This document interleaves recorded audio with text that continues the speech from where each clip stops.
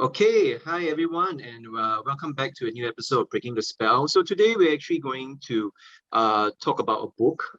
So the topic actually for today is How to Do Nothing, Resisting the Attention Economy by Jenny Odell. So for me, I'm going to do the main presentation first. It's going to take me about 15 to 20 minutes just to give a good breakdown of the book and some themes that I feel will be relevant for our discussion. And let's hope this becomes really productive. So first thing I want to say about the book is that I think the New York Times is a really good blurb on the strength of the book. So basically, the review goes that this book is, smart, it's ambitious, and it first reads like a self-help manual, but it eventually manifests or blossoms, which is a very apt metaphor, into a political manifesto. And this book really is not an easy book. I've seen some reviews online where people actually talk about how it's really schizophrenic. There's a lot of different themes in there. And Jenny Odell, the author, actually intended it to be that way. The reason for it is really because she doesn't want it to be a book that has a certain essence. It's meant to be somewhat anti-essentialist. So, like, there's so much stuff in the book, things like Greek philosophy. She talks about labor strikes, performance art, decentralized networks, and a lot of birds because she's a very good bird watcher. Yeah. And so it really goes to show like how when you read this book, there's a lot of anecdotes and details that I just can't reproduce by talking about it here. So if this is not a self-help book, right, what kind of book is it? And essentially it's a book about dismantling capitalism and questioning notions of productivity, hence How to Do Nothing. So anyway, right, I want to incorporate my summary with a little bit of personal anecdote. So I actually read this book a couple of years back, along with another book. And I'm not going to review that book, but I just need to bring it in. So that book is called Digital Minimalism, and it's about Cal Newport. So he's a very well-known author on productivity and being focused at work.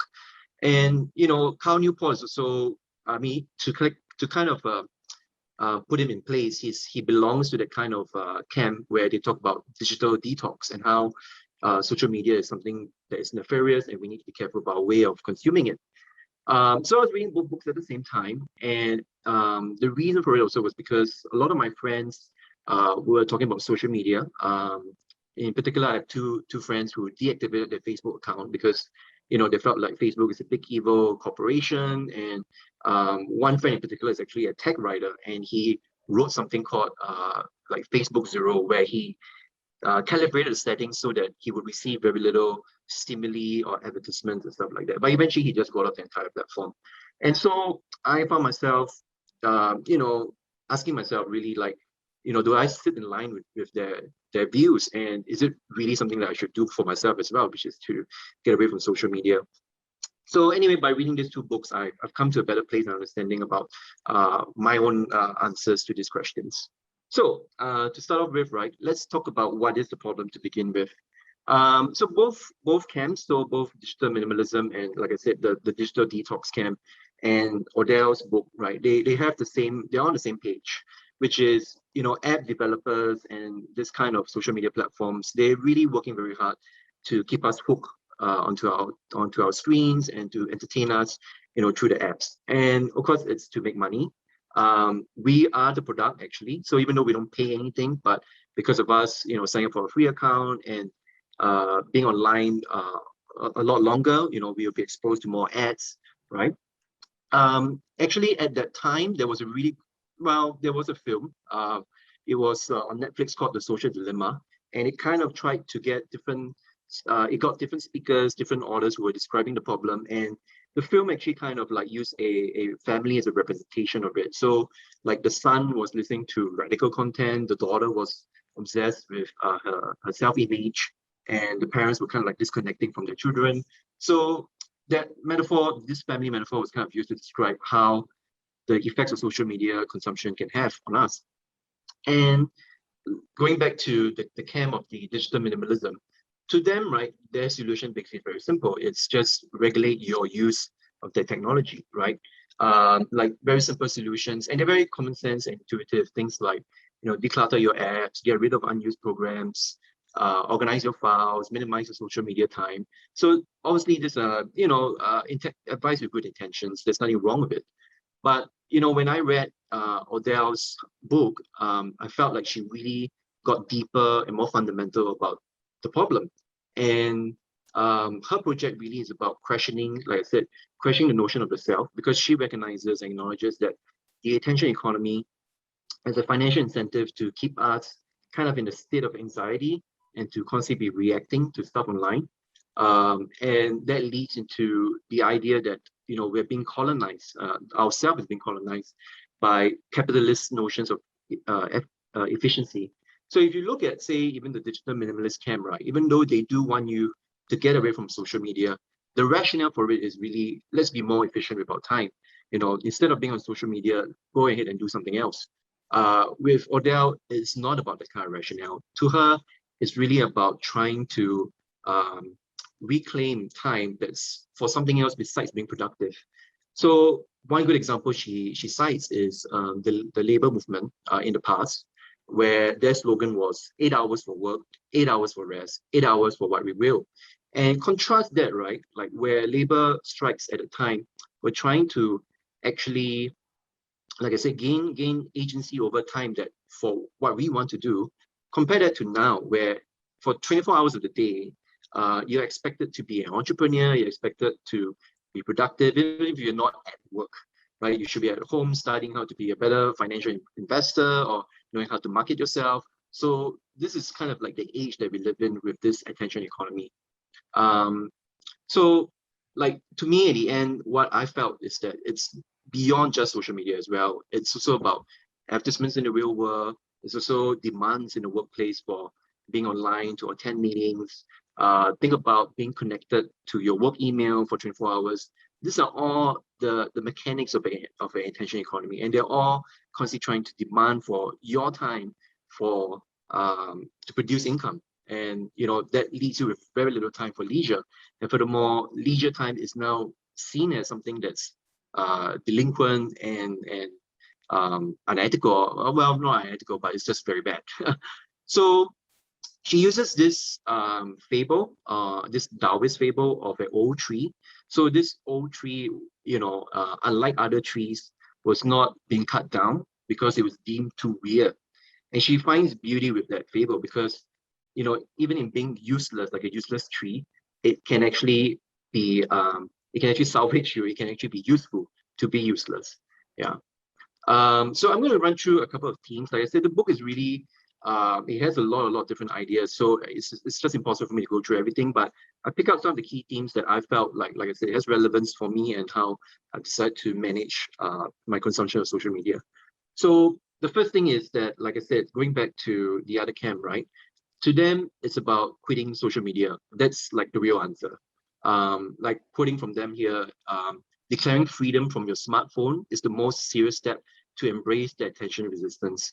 And so to them, smartphones are treated like a kind of Trojan horse. And we can kind of recognize that the smartphone, is constantly harping for our attention, even just sitting, physically in our pockets. There's also an interesting thing about like how even the designers of certain things, like for example, this person called Lauren Britcher, so he invented the pull to refresh button. Like even he regretted inventing that because he recognized that these things are all constantly, trying to capture our attention. But to Odell, right, what she feels is that quitting social media is actually fighting the battle on the wrong plane. For one thing, she feels that it can be like a holier than thou kind of asceticism. It's also kind of like a decision not to interact with lesser people. And I certainly felt that a little bit when my friends decided to quit Facebook, like as if the connections we make on Facebook are worthless and of no value. There's also the idea that the people who can do such things, who can quit social media, they have a certain kind of social capital, a certain kind of privilege that they don't have to be affected by quitting social media. Whereas there are many people we can think of that actually rely on social media, even something like as simple as LinkedIn, right, to be connected to work and to build networks that's important for their work. And so even going back to even those tech entrepreneurs who seem to have developed a conscience, they're going out there publicly trying to encourage people to resist the social media technology. But even for these people, they still can't, they're still not critiquing the fundamental blocks of capitalism, which is, market fundamentalism, deregulation, privatization. So they're still reinforcing these ideas, like what I mentioned earlier, which is, as an individual, you still got to think about using your time in a well-spent manner, trying to be productive. So the other theme also to this, right, is that in order to counteract this, is that we need to recognize that doing nothing is a privilege. So to give you another example again from the digital detox camp. So in digital minimalism, Carl Newport actually recommends doing a 30-day fast, right? It's very common advice. So quoting here, he says, during this month-long process, you must aggressively explore higher quality activities to fill in the time left vacant by the optional technologies you're avoiding. So this period should be of strenuous activity and experimentation, right? And I mean, there is really nothing wrong with that, obviously, and on a certain level. All he's really trying to do is just encourage you to spend more time in the real world, try to develop skills and seek out better quality activities. But compare that to Odell, and she quotes from Deleuze, the French philosopher, we're riddled with pointless talk, insane quantities of words and images. It's not a problem of getting people to express themselves, but of providing little gaps of solitude and silence in which they may eventually find something to say. What a relief to have nothing to say, the right to say nothing, because only then is there a chance of framing the rare and ever rare thing that might be worth saying. So compare that, right? That's a much different message where you actually want to say that there's nothing wrong with having nothing to say, right? Having the right to not express yourself or to hold back, it's not a luxury, it's not a waste of time, but it's actually a necessary part of meaningful speech and thought. So just like how in a previous video, we did something called JOMO, the joy of missing out, Odell comes up with her own acronym called NOSMO, necessity of sometimes missing out. And the reason for that is really because she recognized that self-care is important. And self-care means that we have to step away from things and just do nothing in particular just to heal ourselves. And in her framing, right, it's not about like retail therapy. It's really about on a political sense where you're not trying to engage in materialism, but you're just, finding non-materialistic ways, to examine and to treat yourself. One really good example she has is think of like going for a walk, just going for that walk, versus going for a walk to be somewhere and on time. So whereas the latter has some kind of objective in mind, the former doesn't. Yeah. To quote a very good, to quote a good sentence here, she says, in such times as this, having recourse to periods of and spaces for doing nothing is of utmost importance, because without them, we have no way to think, reflect, heal, and sustain ourselves individually or collectively. And that's the important part also about collectively, because to her, a huge part of the book is devoted to promoting public spaces, like being in a park, being in a library. In such places, you don't have to worry about, you don't buy anything, you don't have to worry about how long you're going to linger there. Please take a nap if you want to in the library, because, well, as long as you're not disturbing anybody. But the idea is that, these spaces need to be reserved for us to just not do anything. Yeah, and to do it in a collective manner as well, right? It's a shared space. The second theme, which is also useful, is expanding the granularity of attention. So she has a really good personal example of how Odell is half Filipino, so she has a Filipino mom. And for a long time, she thought her mom was speaking 2 languages, English and Tagalog. But it turned out actually she was speaking 3 languages. And the other language that the mother spoke was not actually a dialect of Tagalog. It was actually a completely separate language. And that struck her quite hard about how much attention she was giving to even what her mother was saying. And other things that she uses in the book are like art pieces. So for example, Odell has a art piece where she just takes existing objects, she puts that in a exhibit, and she just repositions it. And she was even asked by a participant, so you didn't create anything? so to Odell, it's like, yeah, I didn't create something new, but I just took existing things to reframe it so that you can see it in a new light, right? You increase your attention to detail of these existing objects. Another one that she also has is, as an example, is this person called Scott Pollock, and he has this art piece called Applause and Courage.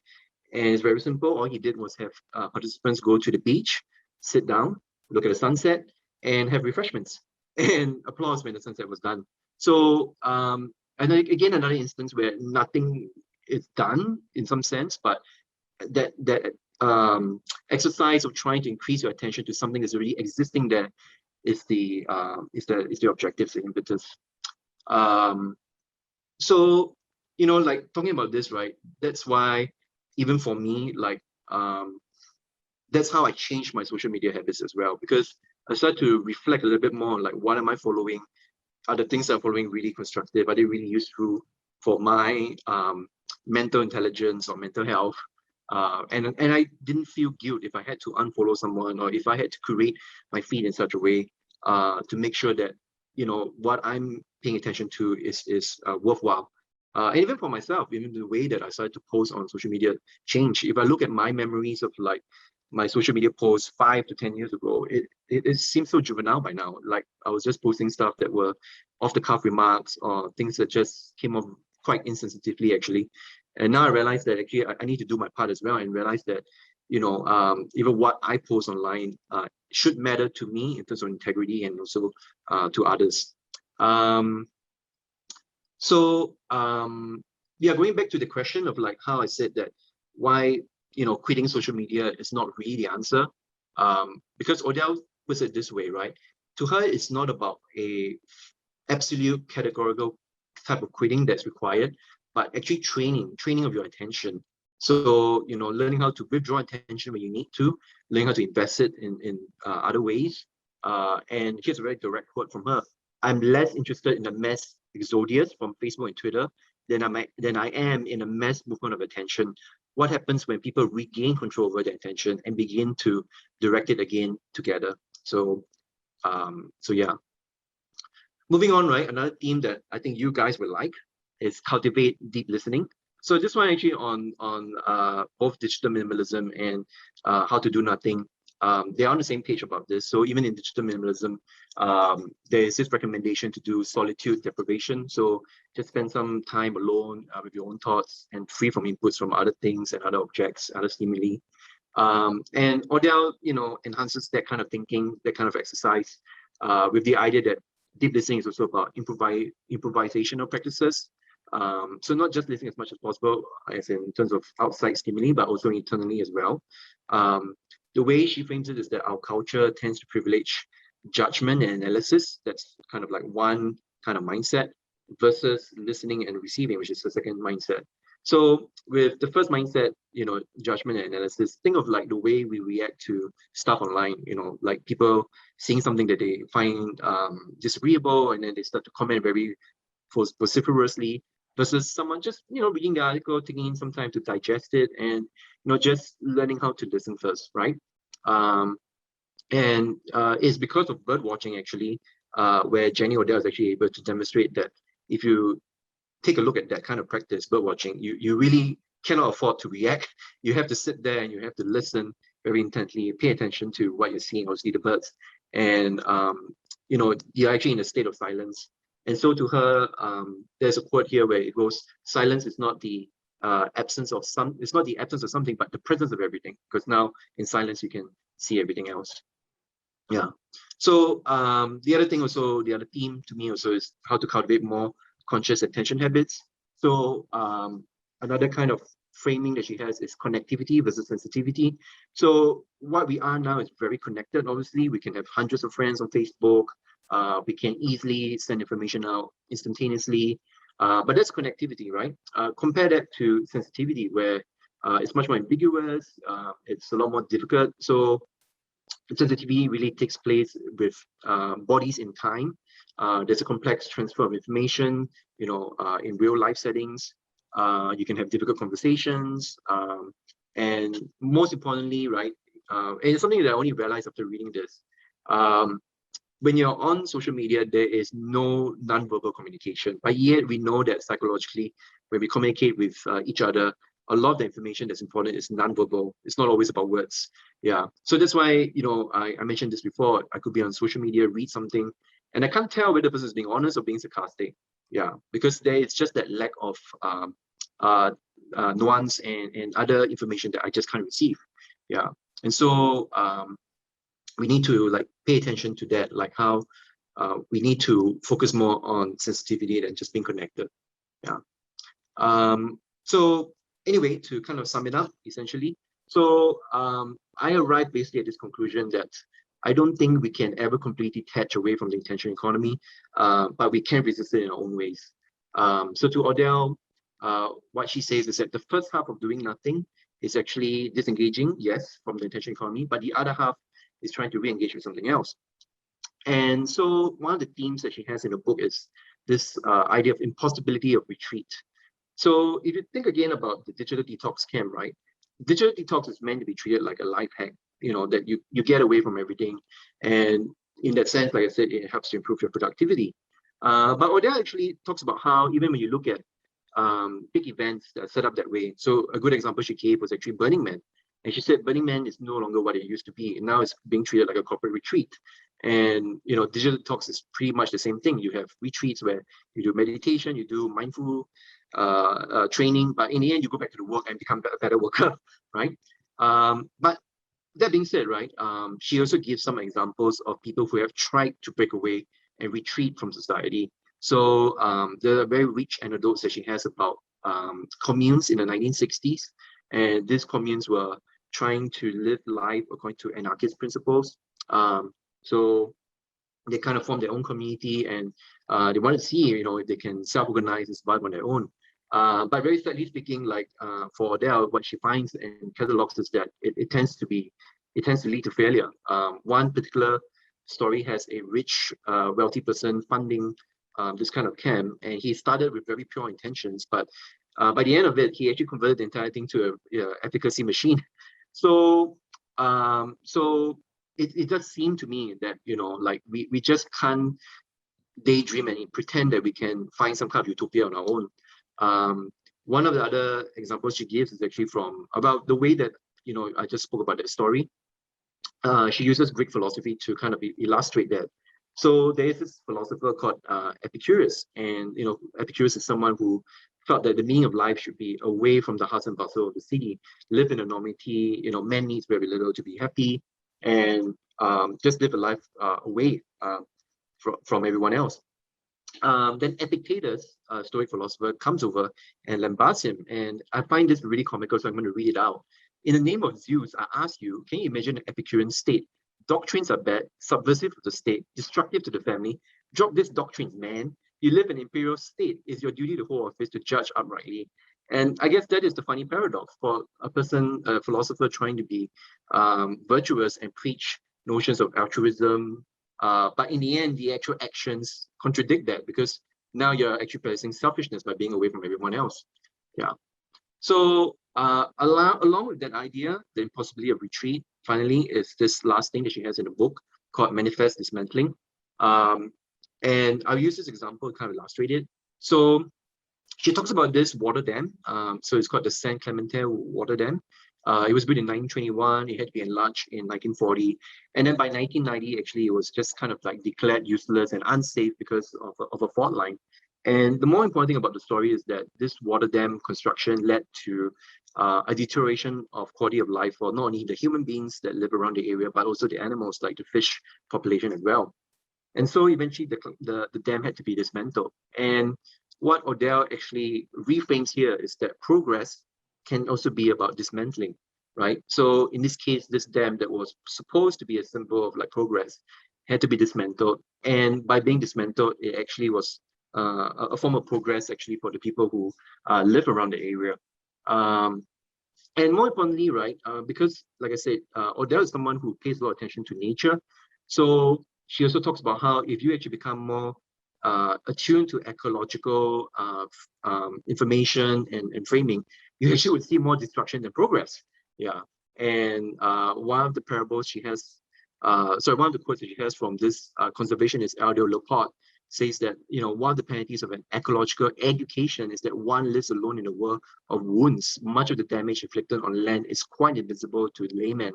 So, to a lot of lay people who don't have that granularity of attention to ecology, like that's what you're missing out, right? Yeah. So in any case, just to elaborate more on Manifest Dismantling. So think of it this way: we are right now in this wheel of frustration, of loneliness and existential dread about where we are in life, with the environment, with people around us, inequality and all that. And, Manifest Dismantling is really about trying to break away from this wheel.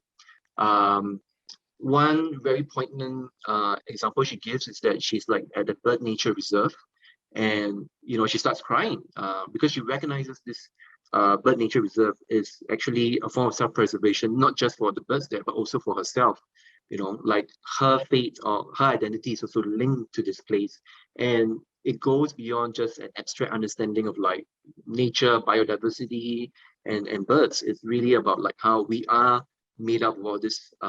What we are made up of is constitutive of all the things around us, right? The people around us, the places and the environment around us.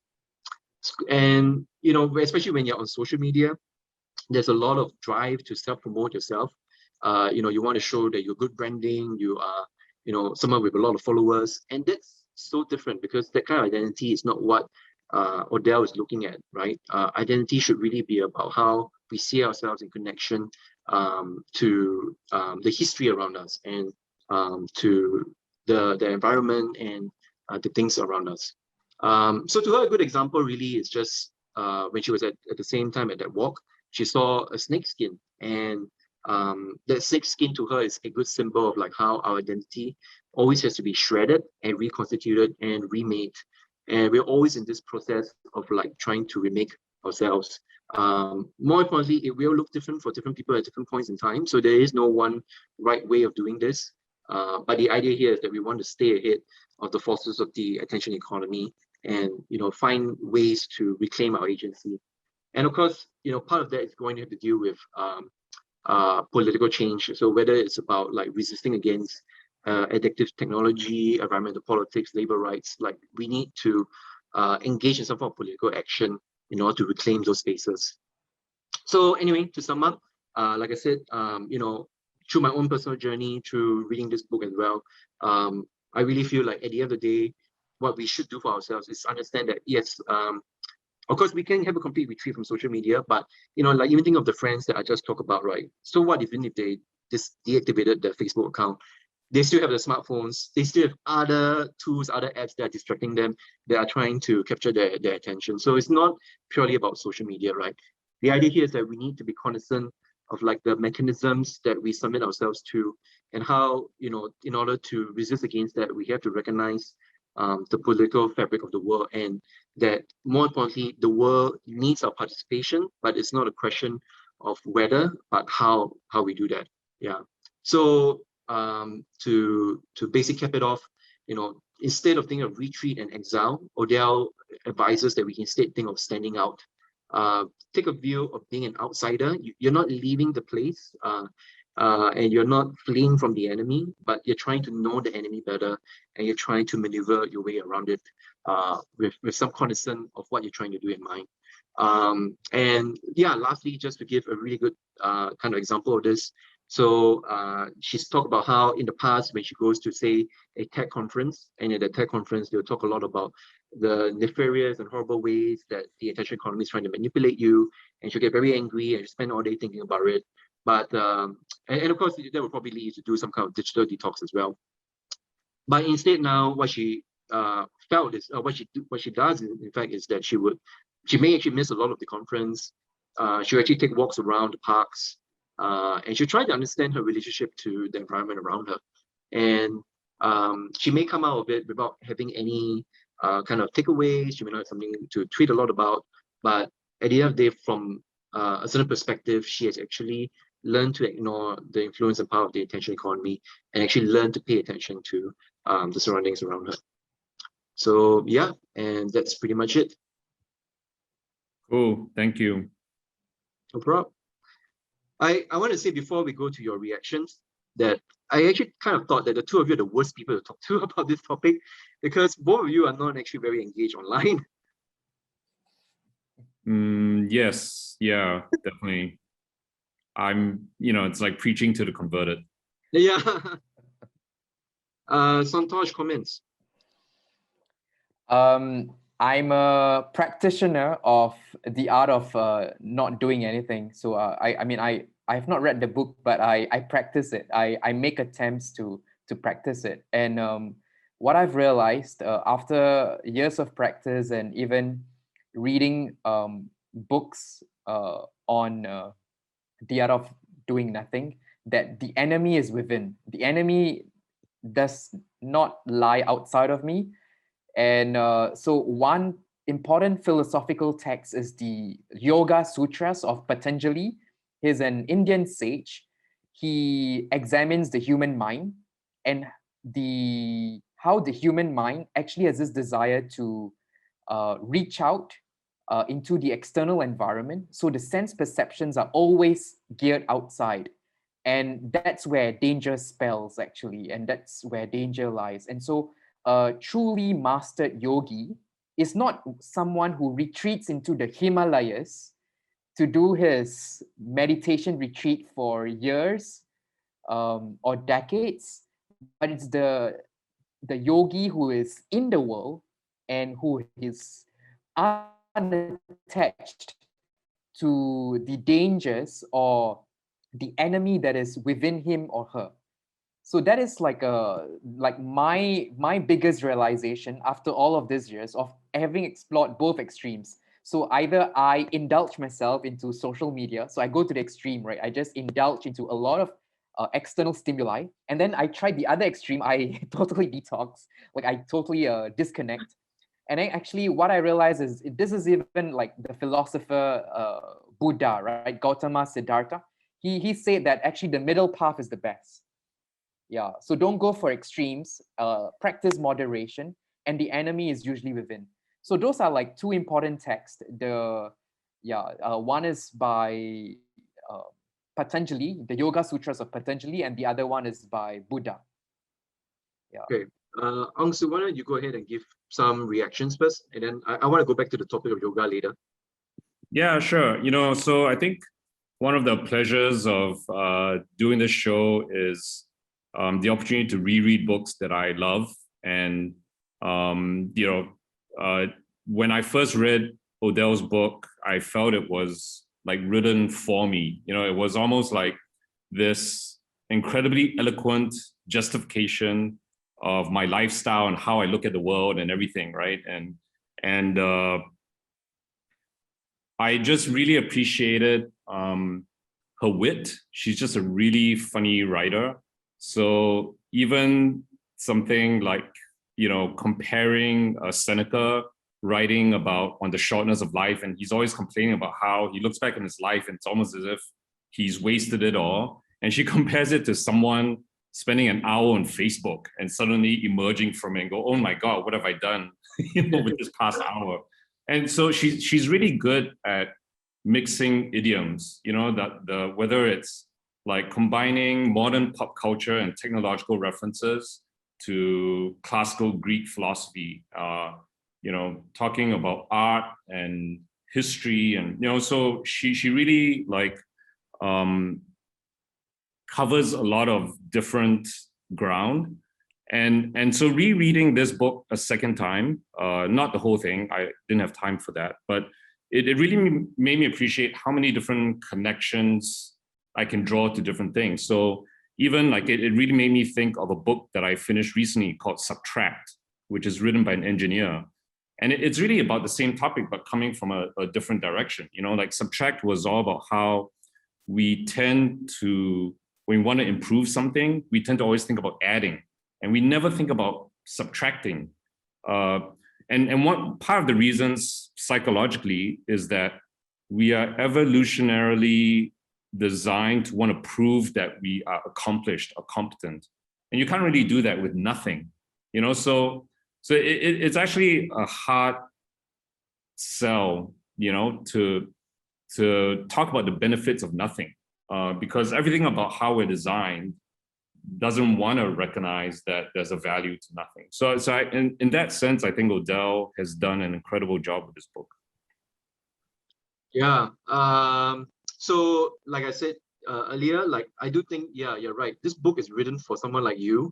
But I can imagine actually this book can be very difficult for people who are not familiar with art, not familiar with bird watching, and more importantly, because this book is written in the US. So there's a lot of places that she describes with such vivid details, and I actually found it more beneficial for myself to actually look at some of her YouTube videos, because she will actually have visual presentation, and it's much easier to understand the points that she's making. So for example, when she talks about birds, there's a lot of videos of her interacting with the birds, like the crows, and it's very fascinating actually to understand that birds are really intelligent creatures, and you can form symbiotic relationships with them, which she did with some of the birds living around her.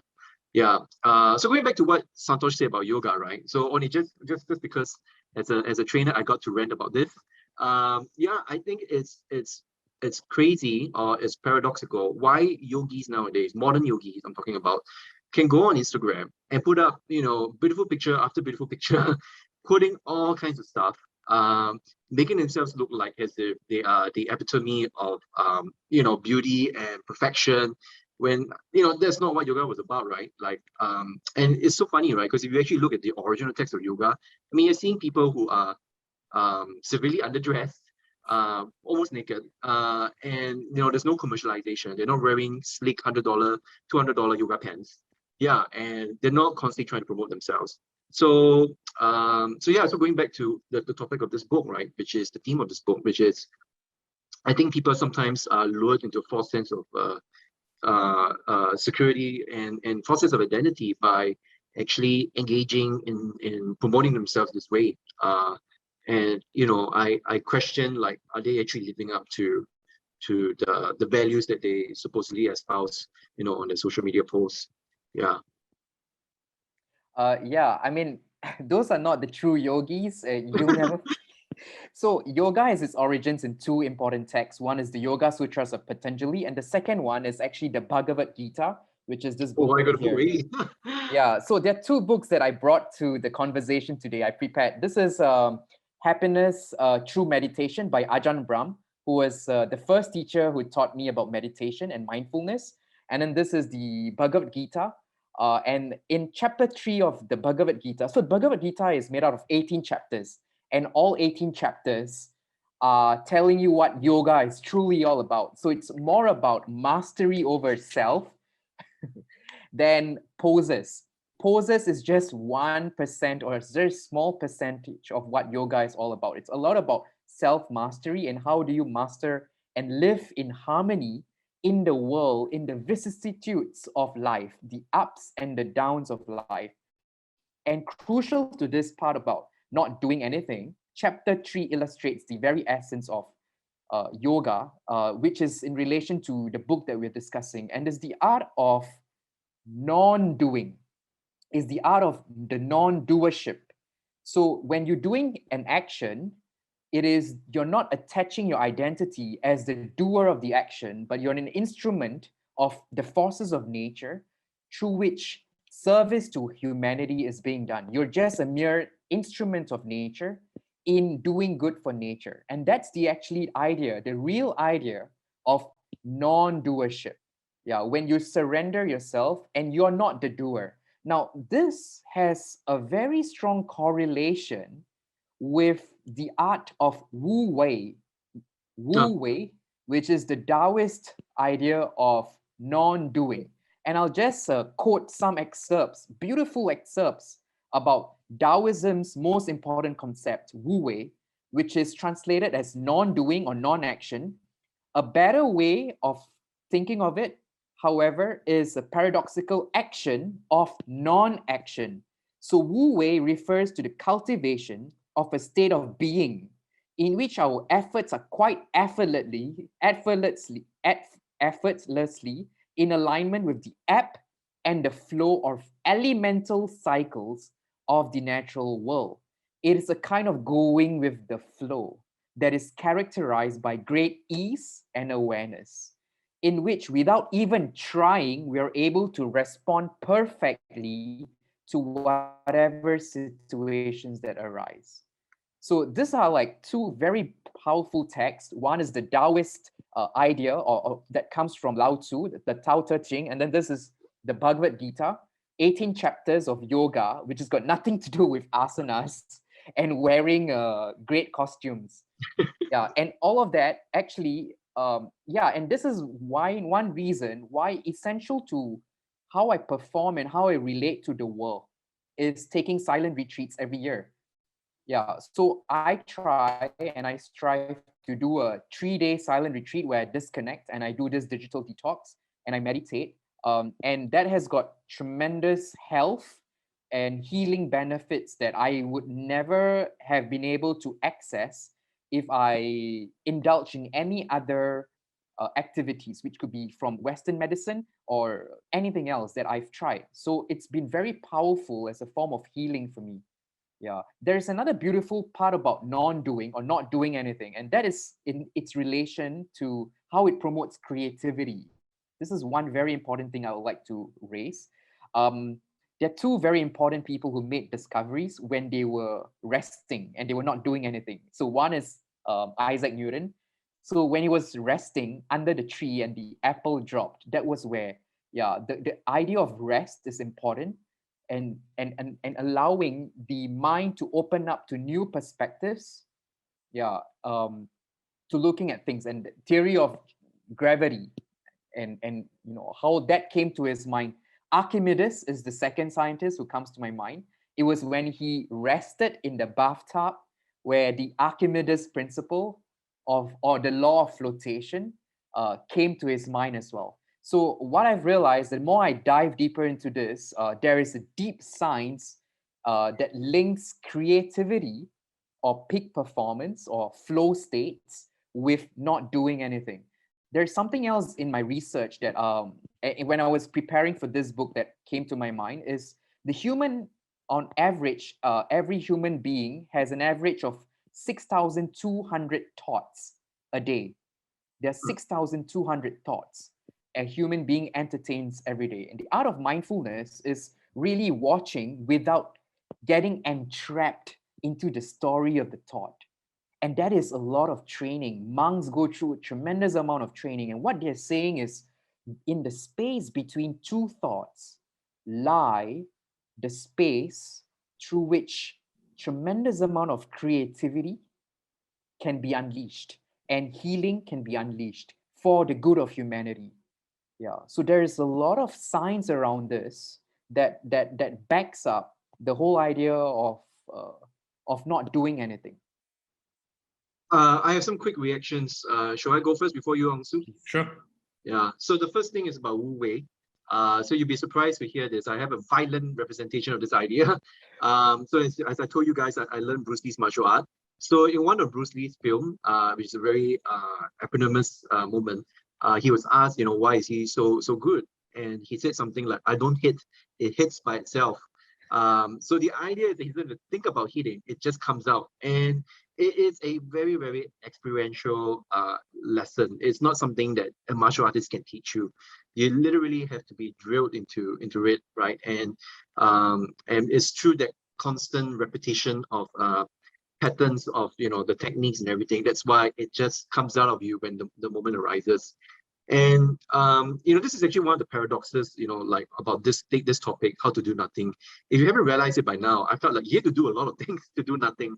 Yeah, and it goes back to what Santosh said about creativity, because Odell also has another example where she talks about her dad. So her dad, I think if I got it right, is an engineer or something like that, and he went on a 2-year leave where he didn't work at all, and he was like traveling, he was hiking, he was learning how to play the flute, he was just doing stuff of his own interest. And after that 2-year break, he came back to his job, and he became just like a renewed man with new ideas, with creativity juices. So Odell actually recognizes this, that this idea about being able to do nothing is really a form of privilege, like I just mentioned, but it's a privilege that we really need to demand and possess for, demand for. Yeah. And one way I can try to kind of link this to Singapore is that some time back there was this policy proposal in Parliament about how we should regulate, we should legislate that people don't have to respond to their emails after 6 p.m. or something like that. And I mean, it was muted, it was shot down. But to me, I think that's such an important right to fight for. And this is not like something you can't ask for, because in France they have that law in place. So you really are not allowed to work anymore past a certain hour. And so, if we think in that kind of framing, this is something that we want. This is a freedom that we, or a privilege that we should have right for. Yeah, we need to hit in that kind of direction.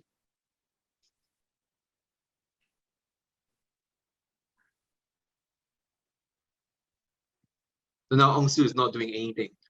Exactly.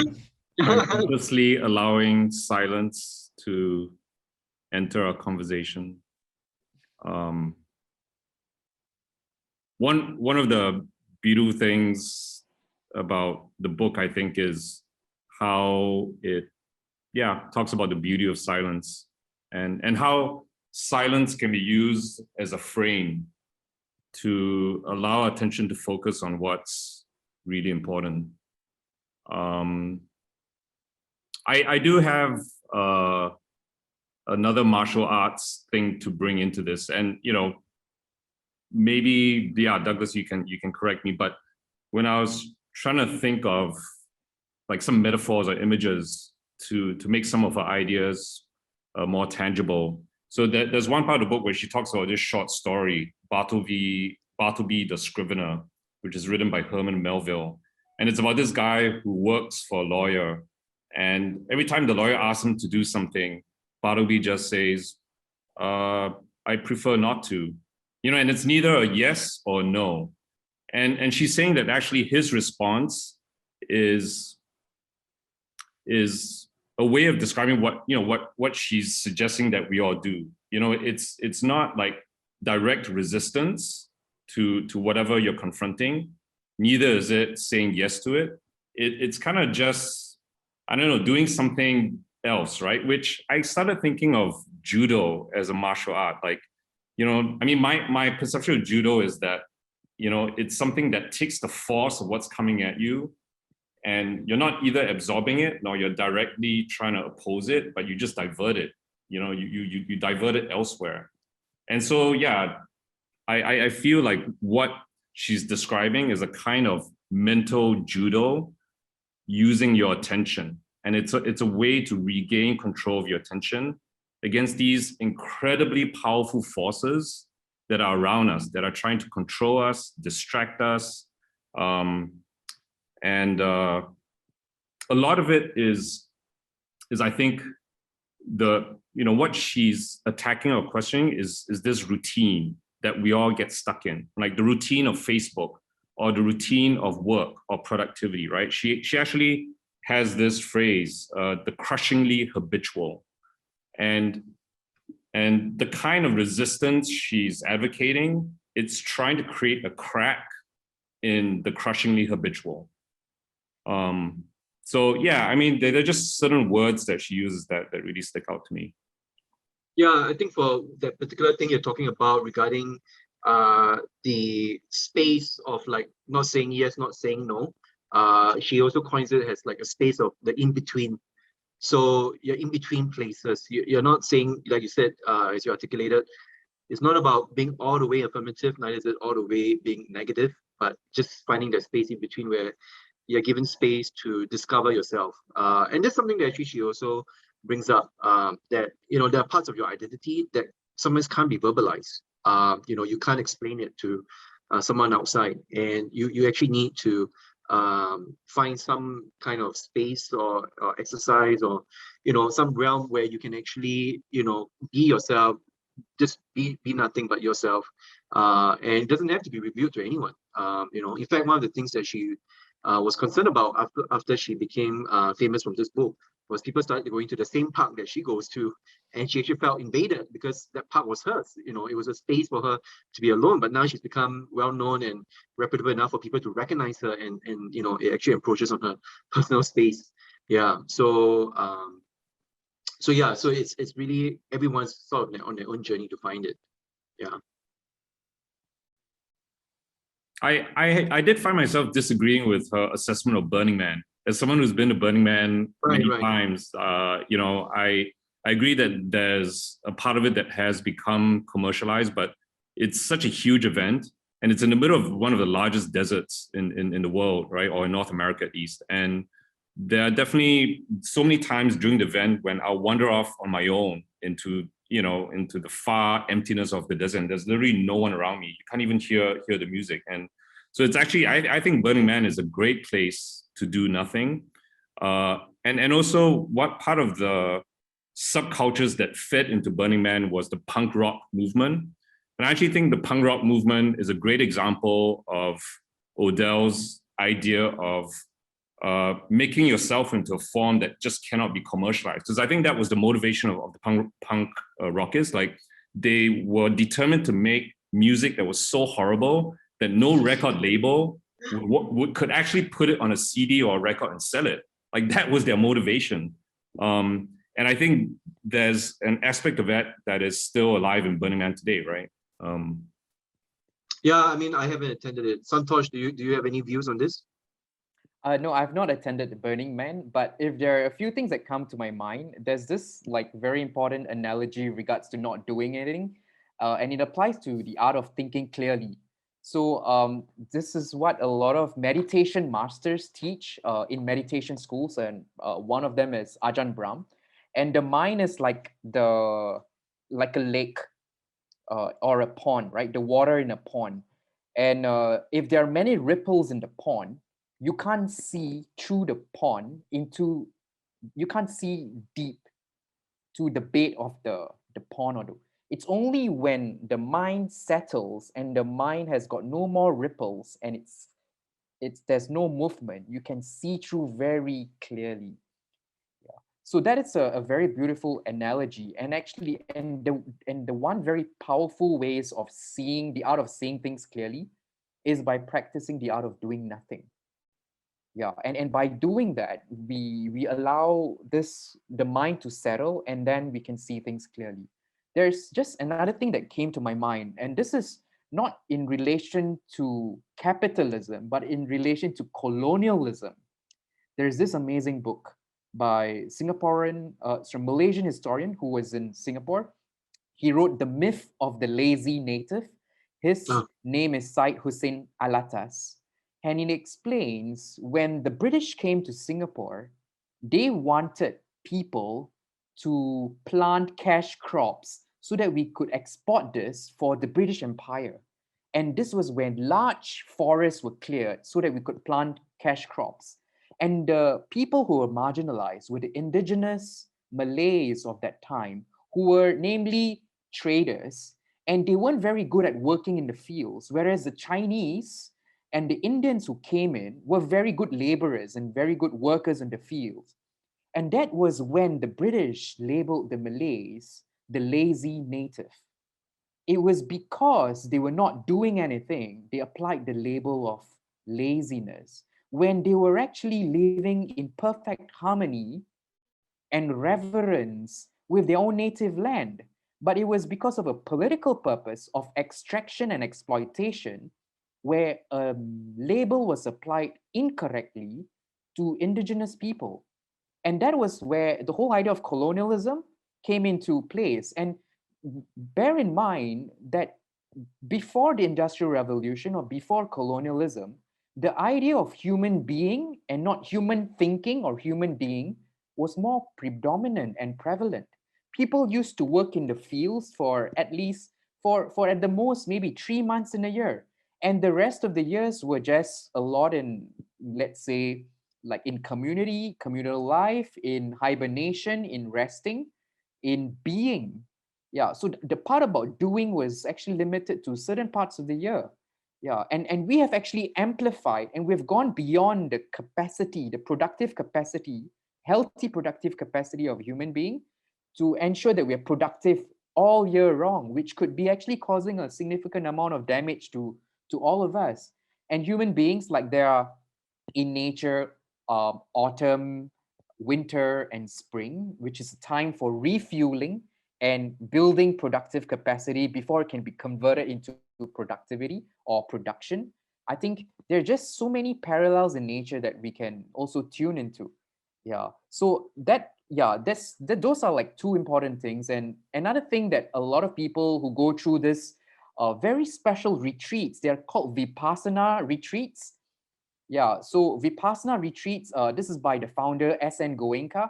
They go on a silent retreat and they stay still. And the whole idea is to observe yourself and to see how addicted we are to attention, to stimulus outside of us. And key to this principle is this very old adage that between every stimulus and every response, there's a space. And it's what we do in that space that determines our entire destiny. And what people do in Vipassana retreats is to master that space between stimulus and response. And that's the whole idea of self-observation, introspection, contemplation, and personal mastery. Okay, first off, thanks for giving us a good, concise summary of that book, The Myth of the Lazy Native. I haven't got a chance to read it, so hearing your, I don't know, 2 minute, 3 minute summary was a great, great aid to me. The other thing I would like to do with what you just articulated is to give a modern spin on it. So I think also, contemporarily speaking, there are people out there who feel or who think that certain communities, it's quite obvious who they're thinking of, are lazy because they're not spending that kind of time to be productive. And it goes back to what I said earlier just now about how we are now living in this world where we assume that every waking hour, or maybe even non-waking hour, should be spent in some manner producing income, right? So if you're not sleeping, your investments better be producing you some kind of good returns. And the reason why some people are not catching up, the way they argue about it is that these people are lazy and they just, not spending that kind of time trying to educate and improve on themselves. To me, I've always found that very problematic framing. For one thing, as you mentioned just now, Santosh, not every productive activity is really life enhancing. There are many activities, and that includes certain forms of investments, which is considered already quite passive in my opinion, can be very destructive, ecologically speaking, or even destructive in the sense that like it's leading to exploitation of labor in third world countries. So in any case, what I want to say here is that we really need to rethink this whole notion of productivity and not value it so highly in our society. And actually, when it comes to those people that they're thinking of, those communities, I mean, I would even argue that they're actually quite hardworking. It's just that they're hardworking in jobs that we just don't pay as much. And actually, now we've considered those jobs essential, but we're still not doing our due justice or trying to pay them a fair wage. So, that's one point I'd like to bring up. Yeah. Yeah, I think, productivity is only important under a very limited frame of reference. And what Odell's really trying to do is change the frame of reference. And another image I'd like to bring into this conversation is the yin-yang symbol. It's almost like, our society has grown so much in the direction of productivity, which is, let's say, the black area, that, we really need to stop planting that seed of white, which is not doing anything, which is deep listening. And it may be small, but if each of us can find some way of planting that seed within our day, like over time, like it can accumulate. And another point she makes is as individuals we're doing that, but once we as individuals also start connecting to each other, then it can become a powerful movement to challenge capitalist notions of productivity. Yeah, and going back to what Santosh last mentioned about meditation camps and retreats, right? So I really want to bring this conversation to people who may not have access to those kind of things. I think no matter what, they should try it. That's for sure. There's a lot to learn, obviously, from going on meditation retreats and forms of mindfulness training. But what if people are too poor for that? Or what if people just don't have that kind of time where even Odell recognizes it? She said, like, some people can't take a day off because it's too expensive, right? So, so like what you say, Unsu, I think for one thing that implies how we all have to work together to kind of defeat this really crushing notion of productivity and not making people feel ashamed if they're not spending all their waking hour doing something.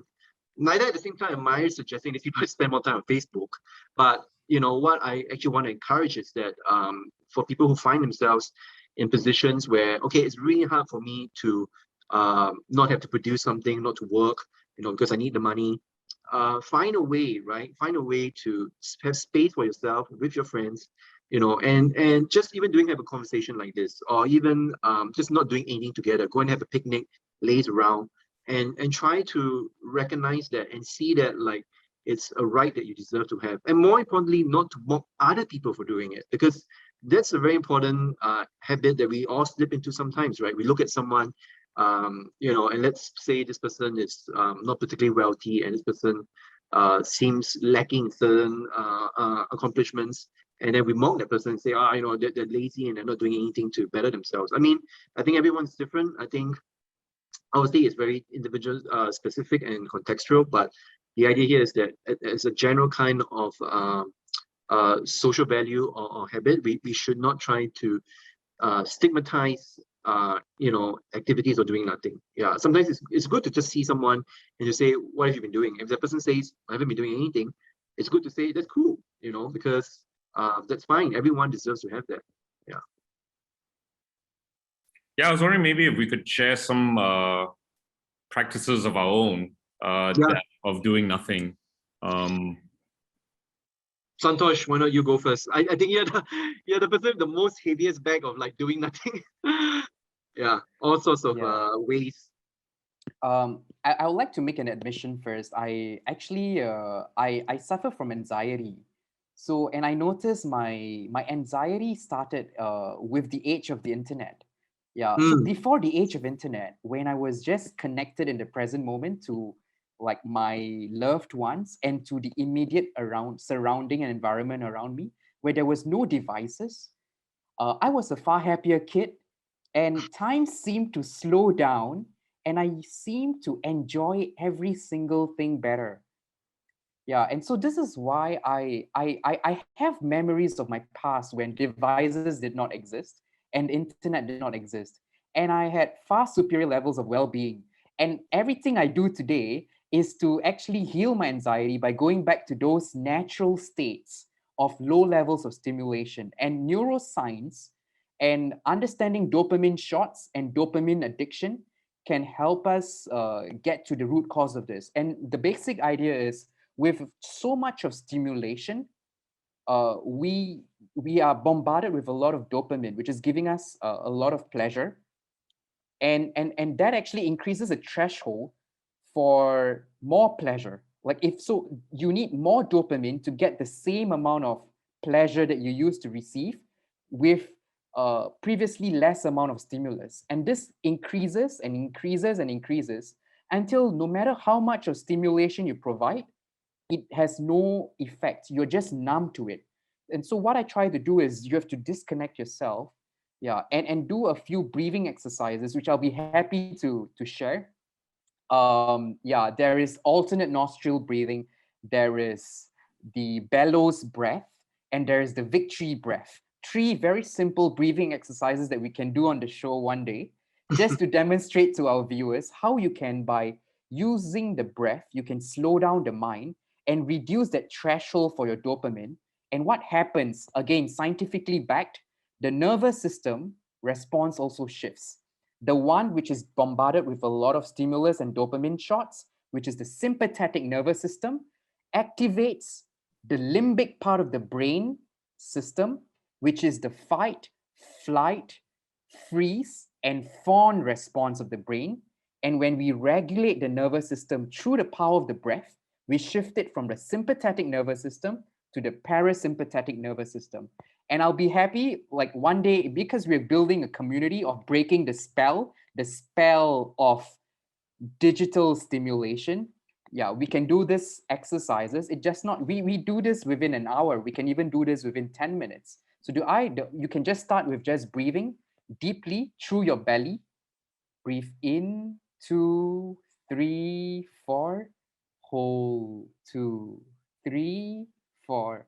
And breathe out, 2, 3, 4, 5, 6.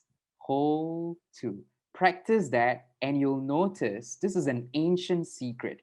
We can't will the mind to slow down or to rid itself from the excesses of digital stimulation, but we can curb that attraction by using the breath to regulate the mind. It's a very simple ancient practice, but it's so powerful. And just that breathing practice that we did, that is, yeah, in itself amazing. Yeah. And we can go on a nature walk one day together with the rest of the Breaking the Spell community to break more spells. And to just my one last sharing, I prepared this amazing quote by the French philosopher. You were talking about the French who had a law that you can't send emails. So this comes from a amazing French philosopher. His name is Blaise Pascal, mathematician, philosopher, and amazing guy. He talks about the art of solitude. And he mentioned this: all of humanity's problems stem from man's inability to sit quietly in a room alone. We fear the silence of existence. We dread boredom and instead choose aimless distraction. And we can't help but run from the problems of our emotions into the false comforts of the mind. The issue at the root, essentially, is that we never learn the art of solitude. So that's something else that I prepared for breaking the spell. I'm so glad you brought the quote. I was trying to remember that quote to bring it to this. So Okay, Unsu, why not you share your react to Santosh's bit and also share what personal practices you have. yeah, no, I'm a big fan of breathing exercises. I have a few of my own that I found very useful. So totally open to exploring that. Yeah, the two I thought I would share. So one is there's a quote that I love from a composer that Odell mentions, Pauline Oliveros. She's the one who developed the deep listening technique. But this quote I found it in a different book. So she says, let me see, hang on, let me try and find it. She says, take a walk at night. Walk so silently that the bottoms of your feet become ears. And I just love that quote. But, we can't actually do that, right? I mean, it's a nice thought. But I do have a practice that I tried recently that I thought was really interesting, which is to lie on the ground and be so still and so silent that you can start hearing your own heartbeat or feeling your own heartbeat in your body. And it's interesting because like the first 1 or 2 minutes, I'm like trying to do that and I really can't detect my own heartbeat. But after 2 minutes, you can actually become still enough that I can start feeling my heartbeat in my wrist, in like my neck, different parts of my body. I can start sensing it. And it's kind of cool to get to that point. But it just shows like how much is going on in our bodies that, like we need to still all that before we can even hear our own heartbeat, right? Which you'd think we would be able to detect. I mean, it's the most prominent moving thing in our body, but yeah, it takes a while. Another practice that I enjoy from time to time is actually balancing rocks. So I was taught that by a friend at Burning Man. And, you can take any rock, and even when it's just on a point, right, you can always find its center of balance. And it takes a while, but it also requires your own self to be still. If you are not still, you won't be able to find that center point of balance. And I've done it where I can get like maybe 3 or 4 rocks kind of balanced up like that. And I have some photos, which is but yeah, it's a really satisfying feeling, and I can actually get lost in the flow of it. I can spend an hour just doing that. Yeah, that's very cool actually, the balancing of rocks. In parkour, right? There are exercises where someone has to balance on a rail and they just need to work on balancing. And that's already a challenge in itself. And people will look at that and think, what's the point of doing that, right? And it feels like you're doing nothing at all, but you're actually working a lot on, being still in that moment or trying to find your sense of balance. And, and it's very fine-grained, right? Like you got to know how little you can move, how little you shouldn't move in order to stay balanced on the rail. So yeah. Okay, I guess I'll go with my bit, and it's not going to sound as great as what the two of you have already talked about. I'm a lot more practical, I would say, but I hope that in giving my example, maybe it might be very relatable to most people. So for example, I probably was quite I would say addicted, but I probably used social media heavily without thinking much about it. And after reading Odell's book, and like I mentioned, even the other one, Digital Minimalism, so some very simple steps, but I felt like these simple steps are easy for people to apply if they wish to. Is, for example, when I'm in, say, the MRT or I'm on a cab, I make it an active effort not to use my phone. So one reason is don't waste data. So that's one very practical one, to save money. But really, the other thing I also started to notice, obviously, is that if you're on public transport, you notice lots of people are on their phone. And I decide to be the outside one. I decide not to use my phone. Unless it's going to be something urgent, I decide not to use it. And the other thing about this also is that, let's say when you're on a public transport, you can actually start to observe the things around you, which is what Odell advises, right? So I start to notice the trees, even though I'm not a bird watcher, but I start to observe, just little things around, little animals and stuff. And even though, like, take trees for example, right? I don't know the names of the trees, but I would take notice of, like, okay, has there been some change in the environment or the scenery? Is there more construction going on? Something that I do want to harp on about, actually, because I think in Singapore there's way too much construction going on, and I would like to dismantle some of that. Yeah, and we really need to have more public spaces for everyone to be able to use and to be doing nothing in it, right? So so that's one practice I had, just really, of course, just limiting, detaching away from social media and using that time more wisely to observing things around me. And then even a simple one also is like, when I walk back home to my house, I always cross by this trail, and there'll be cats, and I would take my time to, pet the cats, stroke the cats, spend some time with them. I even start to observe maybe the neighbors around me. And Odell actually describes a very similar incident where she's out there, she's seeing this hummingbird, and this neighbor that she doesn't know of is walking next to her, thinks that she's looking at something weird, doesn't notice the hummingbird, and then they start talking about it, and they both notice it together and observe it, and she made a new friend that way. And she talks about how this kind of experiences are very novel and just substantially different from just making a friend on Facebook. So yeah, so this is like some of the things that I've done for myself.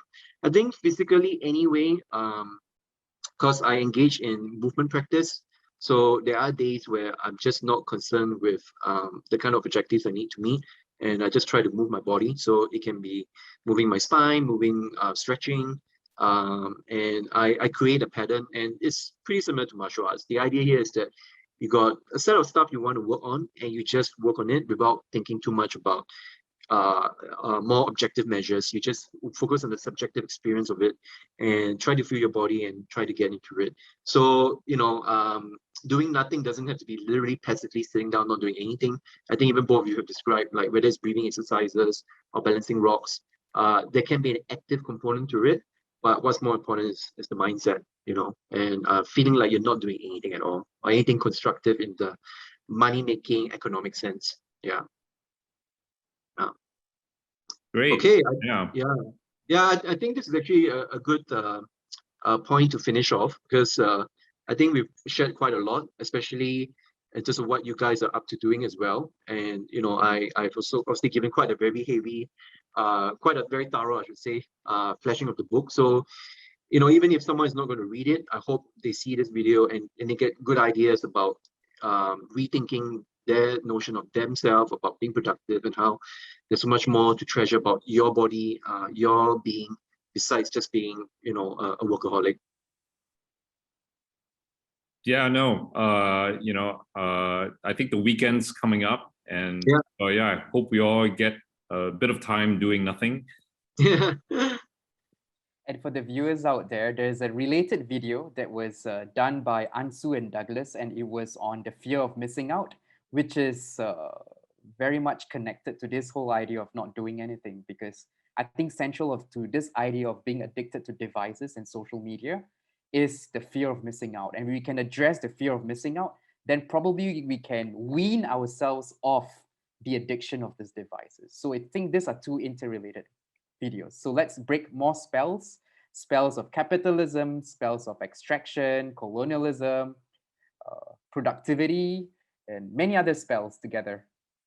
Yeah, thanks for that. Thanks for bringing up that video. Yeah, it is really thematically very related. And yeah, I think if someone's finished watching this, they haven't watched the other one, do watch that as well, because it really gels all together very, very well. Well, they're at it, they might as well watch Less is More. Yes. Watch everything. Watch everything. Spend all your time doing nothing but watching our videos.